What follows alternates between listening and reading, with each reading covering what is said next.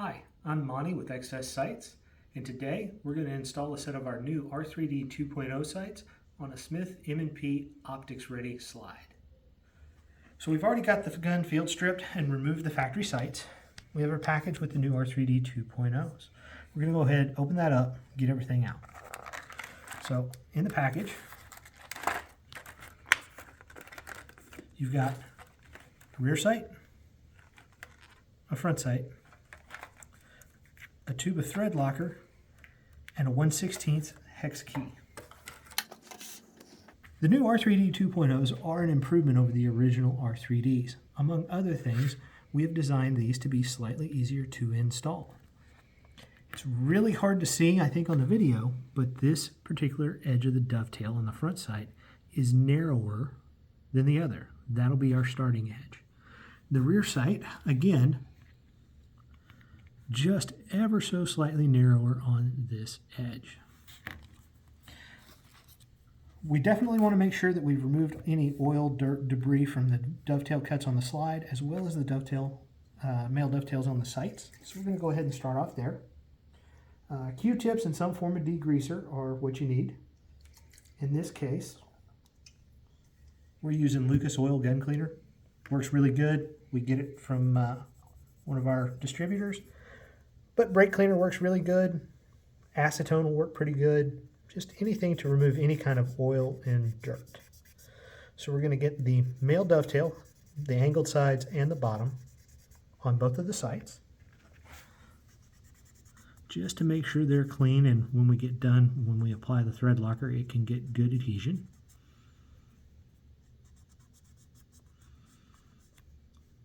Not terrible, but still. We're going to do the rear sight and front sight cuts on the slide next. Same thing. We just want to get in there, make sure that we remove any oil or dirt.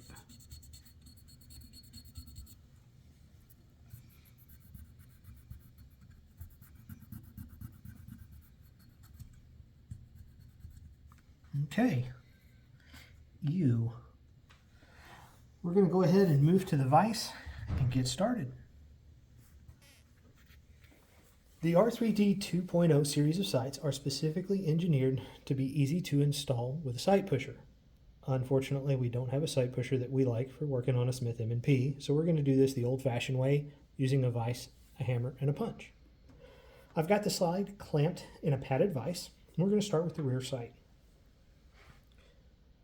In this case, the rear sight is a slip fit. That can happen due to variations in the individual sight and the individual slide. Not a big deal. The thread locker will take care of that. We're going to visually center this rear sight in the slide, and then we're going to snug up the set screw. We don't need to kill it. We just need it snug, so thumb and forefinger, that's all there is to it.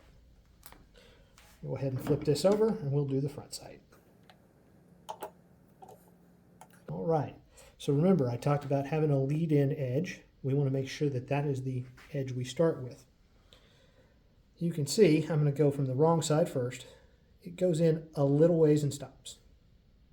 When I come in from the correct side, we get the sight into the dovetail cut much better, much further.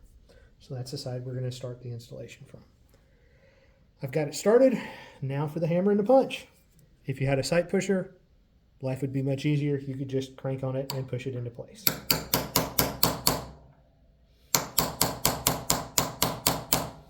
If you're doing this with a hammer and punch, you want to make sure that that punch is on the male dovetail. We don't want to be on the sight blade, because then you run the risk of breaking the sight. So we want to get on the male dovetail itself.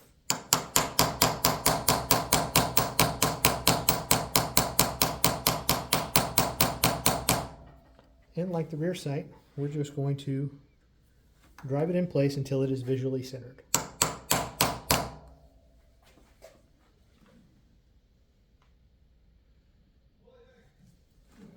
Give it another smack. Okay, once you're happy that it's visually centered, you're ready to apply the thread locker. If you have some brass, go ahead and clean that off before you apply the thread locker.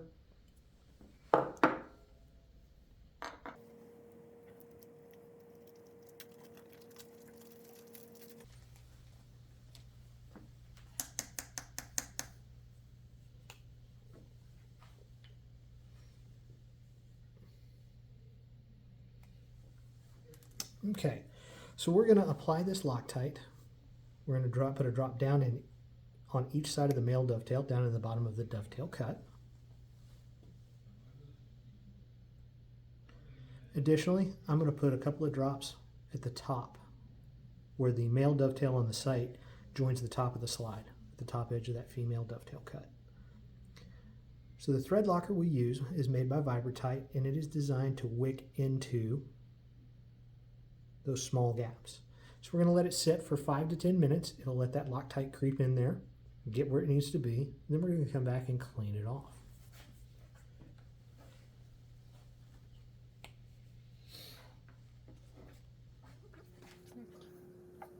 All right, by way of movie magic, we've been waiting for 5 to 10 minutes. We're going to come in, clean off any excess that didn't creep in.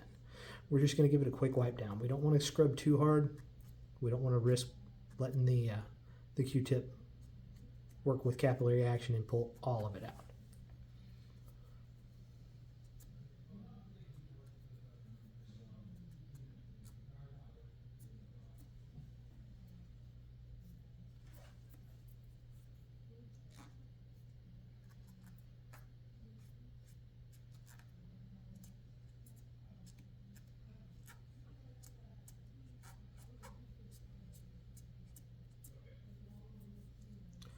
One of the questions we get asked a lot is, if you Loctite the rear sight in before you shoot it, can you move the sight if you need to? And the answer is yes, you sure can.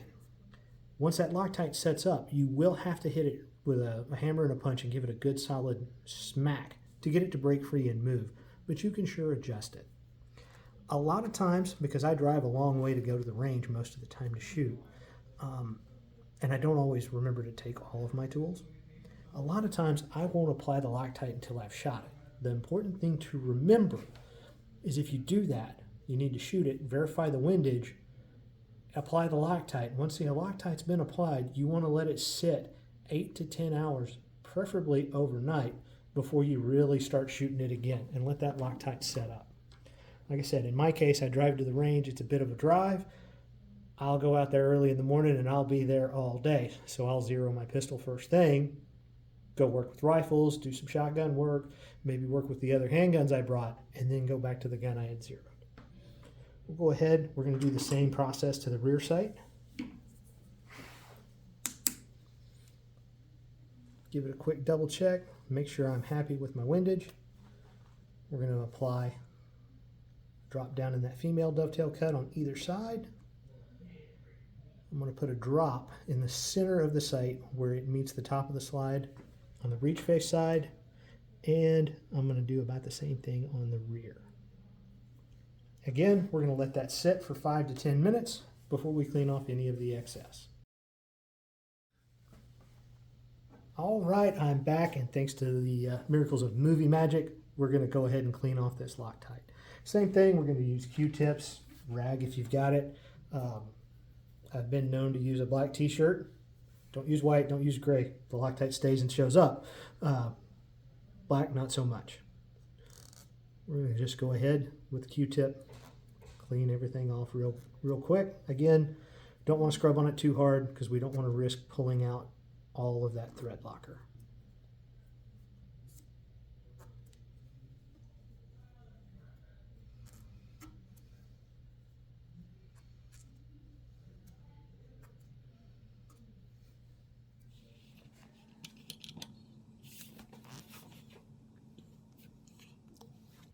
All right, as you can see, installation on a Smith M&P 2.0 optics ready gun is extremely easy. Now the R3D 2.0 family is new. Currently we have them available to fit any Glock under the rainbow, as well as the Smith M&P 2.0, both standard and optics ready, as well as the Shield and the Shield Plus and the Shield 2.0. More fits will be coming soon. In general, as I mentioned earlier, the R3D 2.0s were designed specifically with the intent of being installed with a sight pusher. So the installation method is going to be much the same. Drift the old sights off, use a pusher or a hammer and a punch to drive the new ones into place. As I said, most of your dovetail sights, the Glock front's held in with a screw, but your dovetail sights are going to have a nice noticeable lead-in edge on both the front and the rear sight. So when you do the installation, just keep an eye out for that and make sure that you start with that lead-in edge. Push them or drift them into place with a hammer and a punch, get out to the range and go shoot. Please feel free to give us a call or shoot us an email on our tech support email line, tech@xssites.com, if you have any questions. And please feel free to visit the website where you can find the R3D 2.0 sights as well as our line of installation tools.